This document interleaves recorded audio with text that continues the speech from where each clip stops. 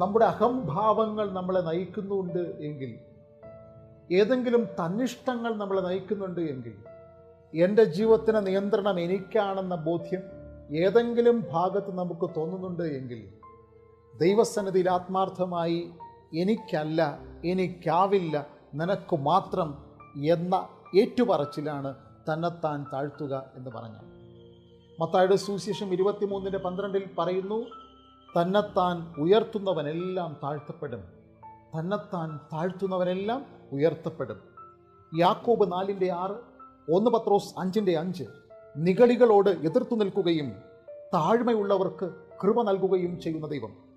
1 പത്രോസ് 5:6 അതുകൊണ്ട് അവൻ തക്ക സമയത്ത് നിങ്ങളെ ഉയർത്തുവാൻ ദൈവത്തിൻ്റെ ബലമുള്ള കൈക്കീഴ് താണിരിപ്പിൻ എന്നവിടെ പറയുന്നു. പ്രിയമുള്ളവരെ, ദൈവസന്നിധിയിൽ നമ്മെ തന്നെ താഴ്ത്തി സമർപ്പിക്കാത്ത പക്ഷം ഉണർവ് നമുക്കില്ല.